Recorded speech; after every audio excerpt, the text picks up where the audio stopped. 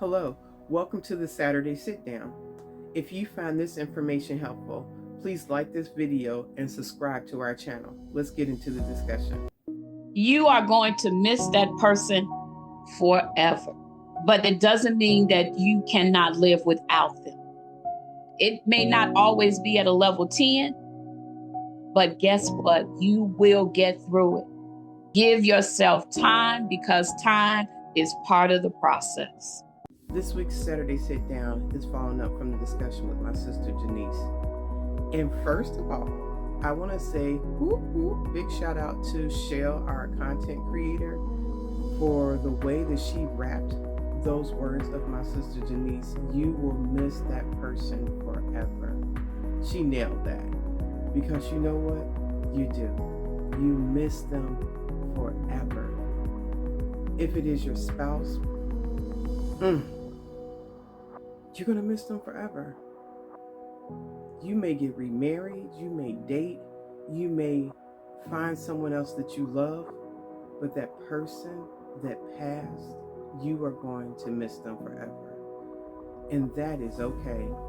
I love how she put that together. I love the rocks. I love the way it's just going through, and then the peace that the water brings. You will miss them forever.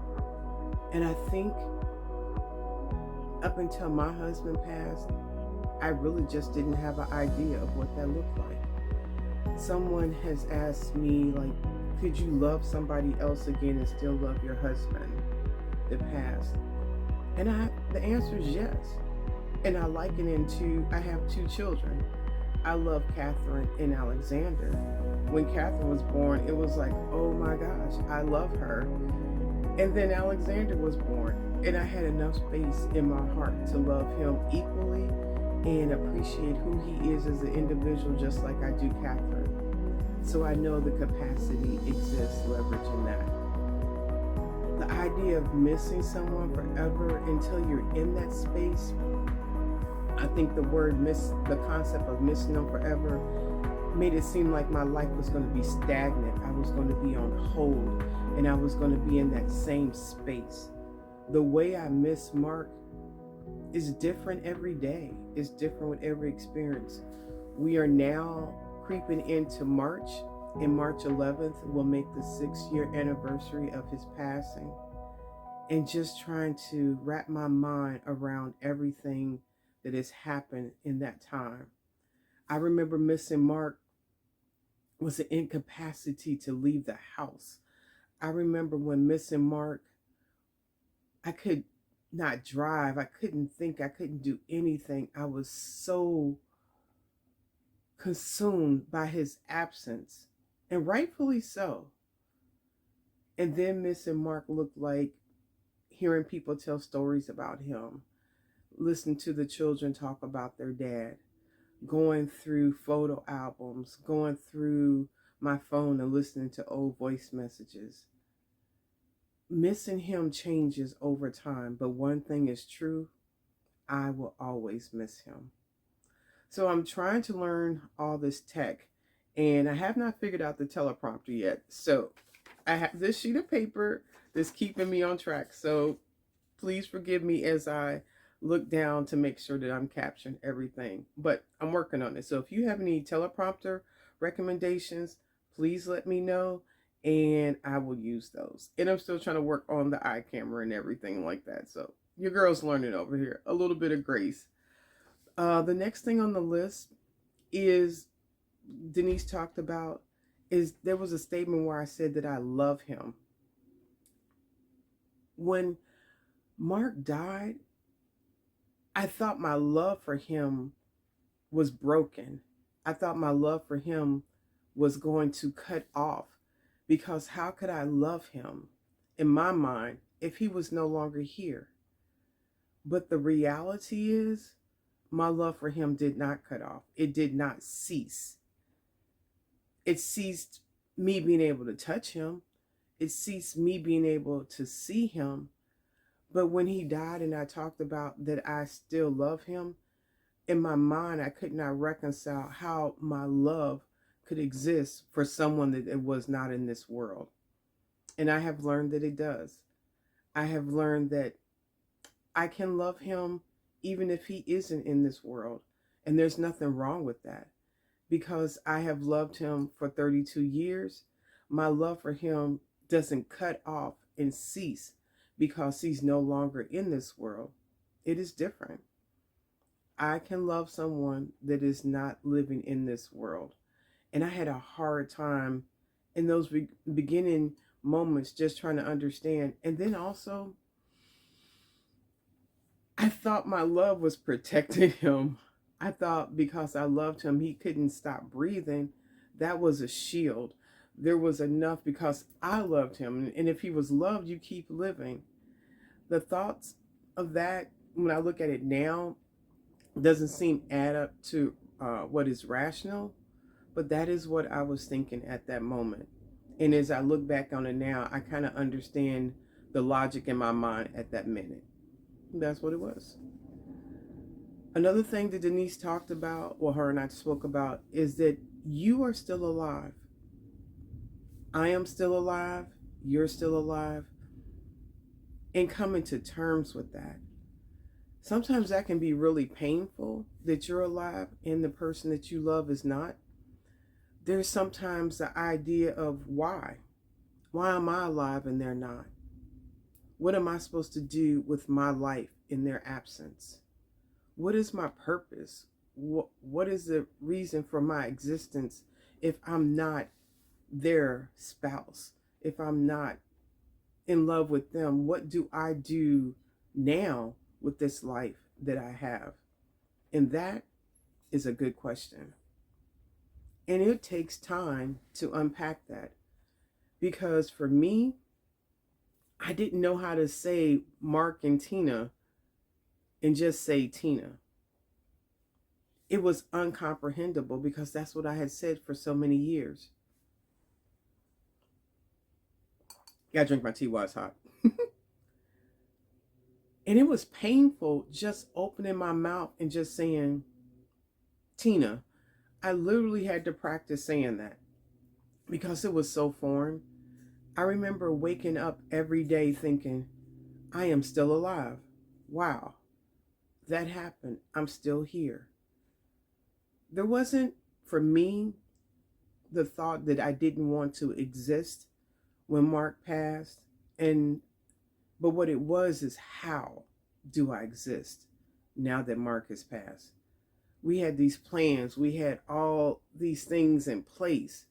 How do I execute that in his absence? What does that look like, me living a life and he no longer exists? I talked to a lot of people. I talked to a financial advisor. I had to consider my place of living, my work, because everything was a resemblance of us having this life together, and it didn't exist. Some of those things caused me pain that I could not continue in. I couldn't continue living in the house that we had in Pennsylvania. But from talking to my therapist, I also understood I should not make very big decisions that first year because my mind was in a fog as far as what that looked like grieving. And when I first heard that, I was like, fog? What are you talking about? And the further time went on after Mark's passing, the more I could see that there was a fog, that my brain was kind of sheltering me from what was going on and what that looked like. And my ability to make decisions clarified as time went on. So I'm glad that I did listen to the therapist and I did not make any major decisions in that first year, but trying to operate and realizing that I was alive, I had to identify what decisions I could make in that timeline and then go from there. I hope that is helpful for you because being alive and the person that you have loved greatly is not, it is painful. And that kind of circles into another thing that Denise talked a lot about, which is her faith. And for that, I want to respect the idea that everybody has different faiths. And that's okay. I am not having this conversation to thrust a particular faith on you, but I can share from my perspective that my faith has been an anchor in this process. So, what your faith is and what you believe in the time of someone passing and losing them, this may be a good opportunity to revisit your faith, to look at some of those fundamental frameworks in what you believe in, because we don't stay.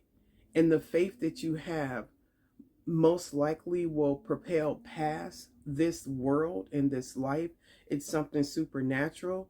And that may be the anchor that you need to be able to sustain, to be able to learn how to live, to be able to grieve, and to be able to process the idea that this person you have loved so much has left this world, and also come to terms with the reality that one day you will no longer be in this world, and that the faith that you have is what takes you into eternity. So that is what I needed to ground myself, to revisit my faith and realize what I do believe as it relates to death, and to put that in perspective. I have spoken with some people that the death of a loved one has shattered their faith, that they no longer believe in what they thought they believed in because of the pain of feeling like that person was taken from them and that they're no longer here. And I understand that because this is a great loss. And I encourage you to challenge your faith, to connect with who is a leader of your faith locally, the house of faith that you go to, and talk to that spiritual leader or that person and tell them what your challenges are. Be honest with them and ask them for ways and guidance to help you. I'm sure, at least I hope, you're not the first person to come to them, and they should be prepared. And if they're not able to help you, then they may be able to connect you to somebody else, a leader in that faith, to be able to answer your questions about death and what the pain that you're going through. Let me know how that works, if who connects with people and how that works out for them. I like to hear that because that can be helpful information to be able to share with other people. And these are not in order, I'm sorry, but they are different things that we talked about. The other thing that Denise and I spoke about is the hurtful and the pain of living after that person is not here. I don't even have a way to say or a recommendation. It's just gonna hurt. It hurt so much. And there are moments where it still hurts. It can just take my breath away sometimes. What has happened, I don't stay in the hurt as long as I did before. And I won't say it's just over time it gets better. For me, it has been the combination of time and work. And what does work mean? For me, work meant being honest about how I was feeling about Mark not being here. Being honest about I'm not okay when he died. Being that work was for me was the time with my therapist, weekly group supports, talking to friends and family members, hearing their stories, giving people permission to talk about Mark and to understand what his absence impacted me, understanding the silence that was going on between the children and I because we were all hurting, and at the same time not wanting to infringe on each other's grief, but knowing the more we were separated, the more difficulty it was creating for all of us. That hurt happened at work one day, someone asking me a question because they didn't know me and I had a wedding band on, and they said, "How's your husband?" And I literally looked at them and said, "Dead." And they were like, hubba, hubba, hubba. I didn't know how to say anything else. I had just been back to work after 3 months, and people that just casually meet, I'm wearing a wedding band, and the rawness of it just came out. That's what hurt looks like. Hurt is not something you just put in a tidy little bag and put away. It spills out. When I was at a carnival and watching a family unit together and thinking, my husband's not here. And I just had to leave the carnival because I didn't want to be bothered. That hurt sometimes made me stay in the house and just not want to interact with anyone because it hurt too much. In fact, later down the road in this series, in this podcast, you'll hear from one of my girlfriends, Allison, who saw what that hurt looked like, and she came and drugged me out of the house because the hurt was so much and I didn't know how to deal with it. And so I just closed myself off. I say that if the hurt has made you close yourself off in the challenges of understanding why you're still living, to don't do that. You are important. You have a purpose. You have a reason for your existence. You may not have unpacked it yet. You may not have all the details, but if you're breathing, you're here, and there's a reason why you're breathing. Your ability to connect with other people, to be able to read a book. And books are free. You can get them at the library. Heck, they have Audible books on the library, I found too, that you can check out. And you may take out some books about finding my purpose, about finding my reason, about dealing with death and grief. One of the things that my sister Denise also talked about, it is a process. And you may have read the steps of grief, but let me tell you something about those steps. They are not sequential. It's not like you go, little step 1, little step 2, little step 3. Those things are all a swirl of different stuff happening. You may have in the morning one step, and then in the evening one other step, and then the next day a different one. I do know as they explain those that I have experienced all of those, but they're not tidy. And before Mark passed, I thought it was like, oh, you experienced this. And then you may experience denial. Then you may experience regret. And it may just go da da da da da. Mm-mm. It's all over the place. And you know what? That's okay too, because that's how it goes. But understanding the process, reading the books, talking to therapists, other different people, what it did for me and what I would hope that it does for you, it lets you know that you are not alone. There are other people going through this same experience of losing someone. I'm not happy that they have to experience that. I'm not happy that you have to experience this. But what it does give me is sort of a template, and what it can give you is a blueprint as far as how to approach this, what to expect, and what this is going to look like. Because for me, sometimes I've already got this big loss of my husband.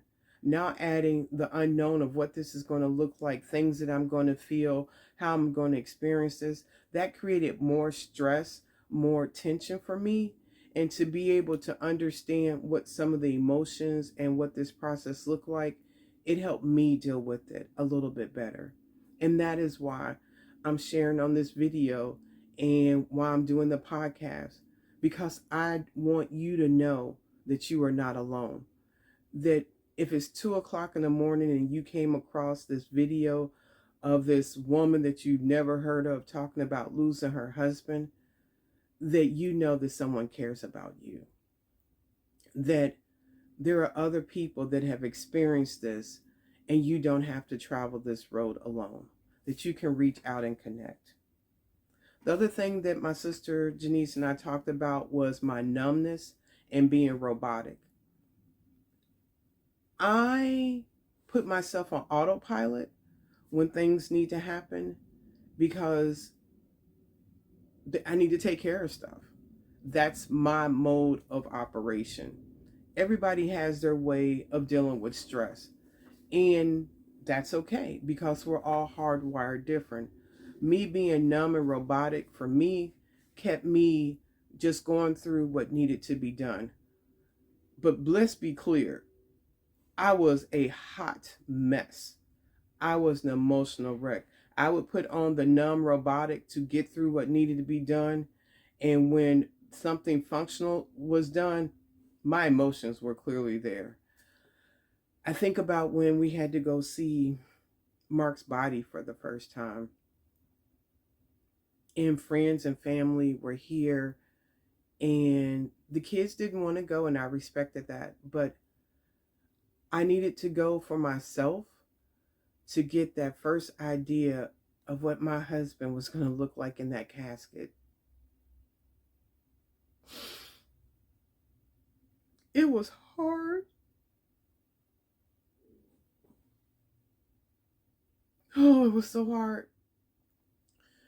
We were driving to the funeral home with my friends and my siblings. I think in the car was me and my siblings in the vehicle.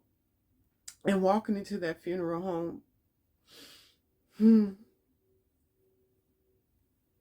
seeing all the flowers that people had sent, and we were first just trying to read those and thinking of all the love that people were sending. But that funeral home, walking into that area looked so long. And walking and seeing him in that casket is never something that I wanted to see. But I needed to see that myself before other people were there. And up until that moment, I was not really comfortable with a dead body. But I saw him and I just rubbed my hand across his hair and kissed his forehead. And remembering that he was so cold. And knowing the man, the essence of who I loved, was gone. It made it real for me to be able to see that. But it was hard, but I was grateful to be able to have that moment myself before the service at the church and everybody else was there. And it also for me was just like, he is gone. That shell that remained in that casket was not him. That inner part of him, his soul, his essence was gone. And I needed to accept that and accept all the jagged pieces that was left in my life because he was gone, and start working on what it looked like because I was here. Oh.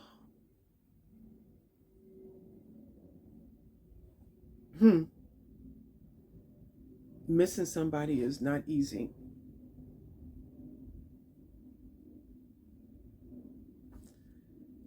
It's 6 years, and the process of missing Mark continues.